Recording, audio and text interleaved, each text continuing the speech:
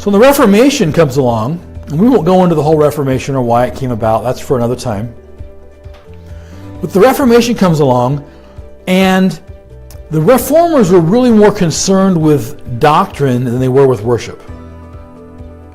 With the whole aspect of it, all of the regalia and all that kind of stuff, which actually worked out okay. So what Martin Luther did, there's three major reformers that we're concerned with: Luther, Zwingli, and Calvin. So what Luther does, Luther shortens the Mass, and then he greatly modifies the Mass to change an emphasis on to fellowship and communion with the Lord and also with each other. Zwingli, he's like a black and white guy. He completely denounces the Mass. He eradicates, and even singing and organ playing was no longer allowed in their services.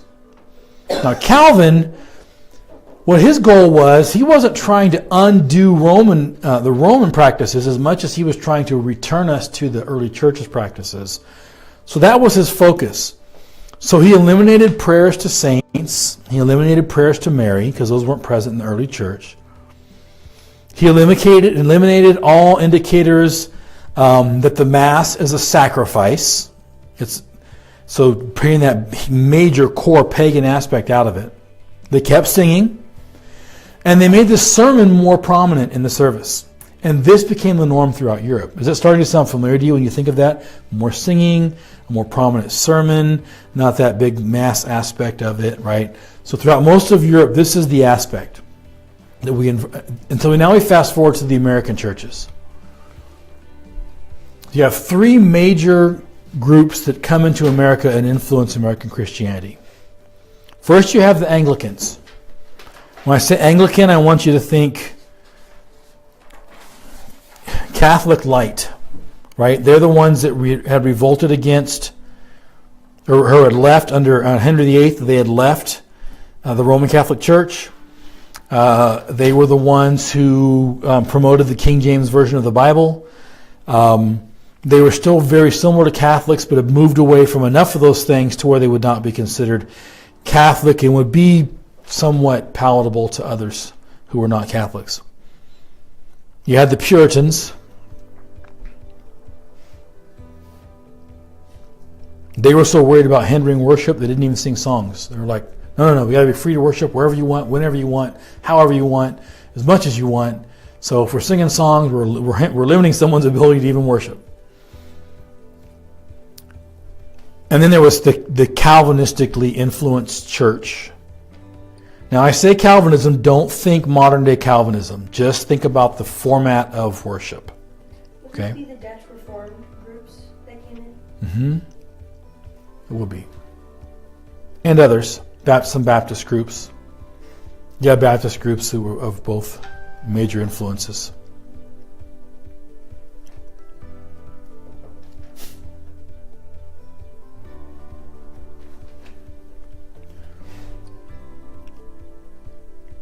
So we had some pretty cool revivals that happened late 1700s, early 1800s. Some amazing things were happening. The Spirit was stirring in America.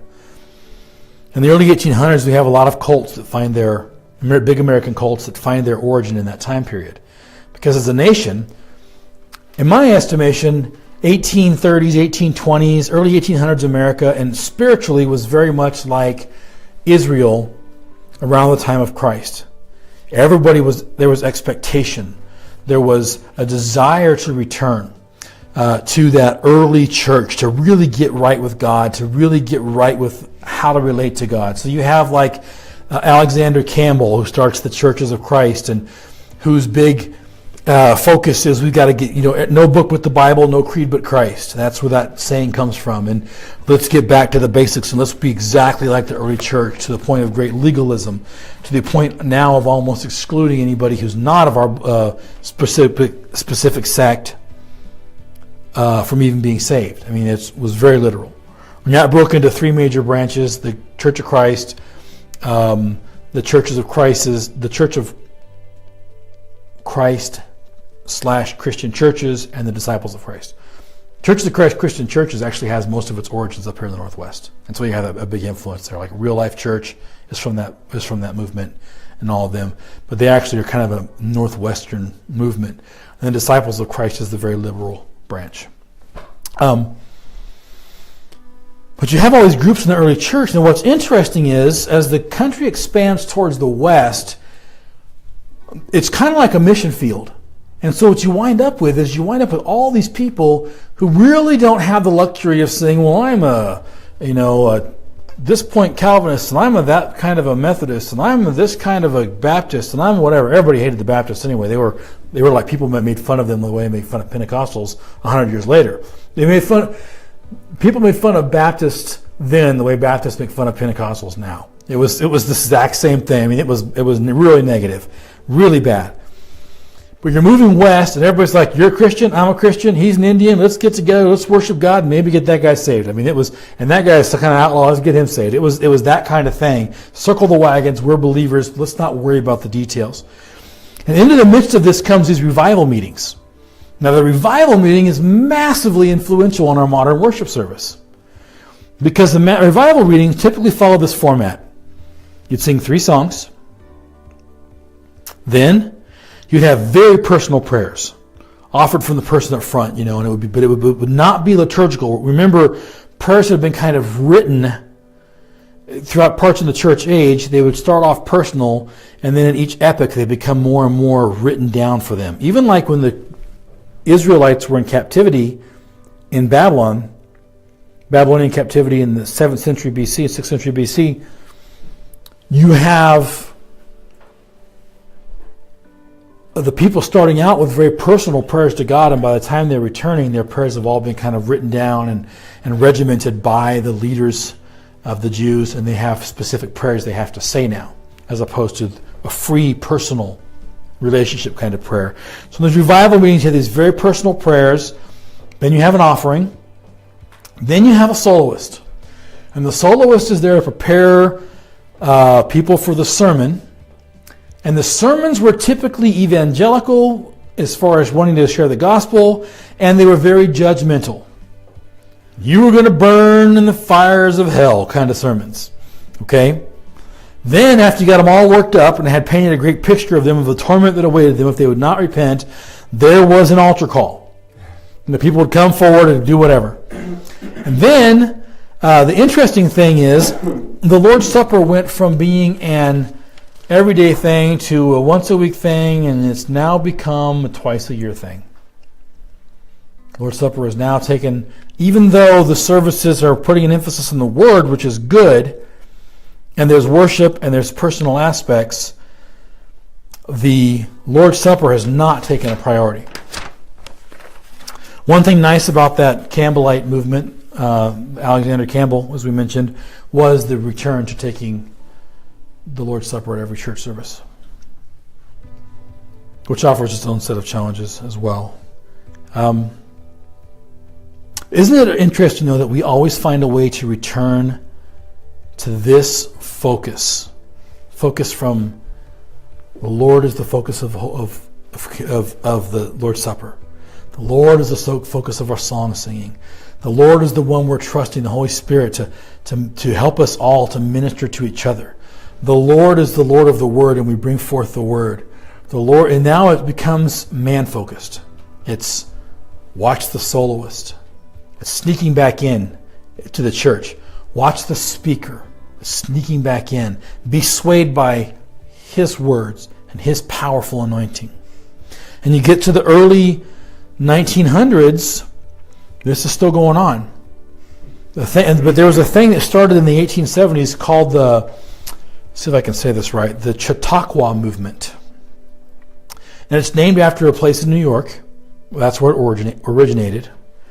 And there was a New York Methodist minister named John Hale Vincent. You don't need to know that, but it's his name. He started basically having outdoor Sunday school meetings and training Sunday school teachers. And it got really popular. And this event grew and grew until this Chautauqua movement went nationwide. And so all over the country, from about the 1870s till about the 1920s, you have these Chautauqua meetings that the President of the United States, actually, Teddy Roosevelt, said they were the hope of, I think he said they were the hope of civility and culture for America. And basically what they did was they'd go into a town and they would have a big association called the Chautauqua Association, and they would hold these huge meetings, and they'd bring in these big name speakers, kind of like a mega church is today in a way. They bring in these big name speakers and the best teachers and the best opera singers and the best orchestras, all the best entertainment of the day. So much so that the vaudeville entertainment movement of that time period was like, they're killing us, man. You're killing us. I mean, it was that big. It was huge. It was huge. So, but what happened was, towards the end of as the 1920s come, it died off. And kind of died under its own weight. And it left this huge vacuum. Well, who fills the vacuum? The most educated person in town at that time was typically the pastor. The most able to speak and entertain was the pastor. So now churches begin to change, and the personality and the performance ability of the preacher suddenly begin to rise as a major factor in the success, growth, effectiveness of a church. Churches begin to be built like theaters, where you have a stage in the front and rows of seats coming out. Because in a theater, I don't have to make it, I don't have to beat that for you guys. You guys get that. So, once again, the elevation of a man takes place, and the denigration of the congregation or the body is denigrated. The denigration is denigrated. The denigration of the body can be observed because, once again, we are separating the church from the altar. We're separating them from the ministry. We're separating them from the sacraments, if you will, and we are making them observers. Once again, just like it was done towards the end of the first epoch of the church, a little bit of worship, and like was done pretty rapidly when the church was declared the official Church of Rome, and then it continually for the next 1,000 years. Just like happened from time to time and place to place with the Protestant movements, and no matter how much they try to fix it, they keep returning to a place where the people are separated from the pulpit, where the worship becomes something that happens in the pulpit, and the people become more and more comfortable with an observer's role. And that's the big pattern I want you to see. Would you say in general that we're living in a time like that today?